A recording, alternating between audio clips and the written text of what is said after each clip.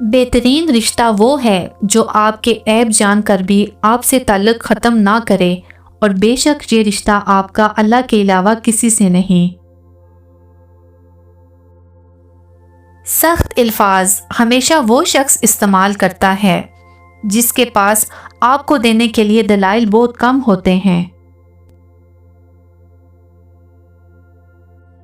کسی کی پہچان علم سے نہیں ہوتی بلکہ ادب سے ہوتی ہے، کیونکہ علم تو ابلیس کے پاس بھی بہت تھا لیکن ادب سے وہ محروم تھا۔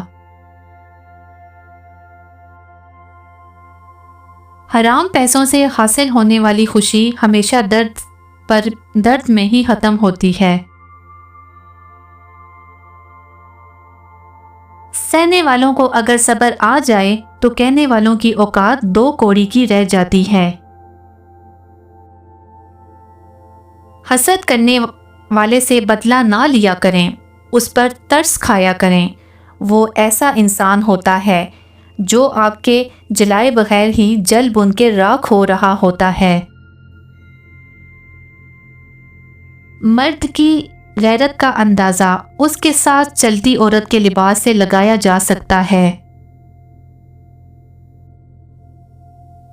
اگر آپ کے ساتھ ناانصافی اور زیادتی کی حد ہو جائے تو صرف اتنا سوچ کر خاموش ہو جاؤ کہ جو ذات اوپر بیٹھی ہے وہ بہت بے نیاز ہے۔ اختلاف کے باوجود کسی سے احترام سے پیش آنا کمزوری نہیں، بہترین تربیت اور خاندانی ہونے کی دلیل ہے۔ 4 غلطیوں سے بچو۔ نمبر 1، شریف کو بے وقوف مت سمجھو۔ نمبر 2، مکار کو عقل مند مت سمجھو۔ نمبر 3، قاتل کو بہادر مت سمجھو۔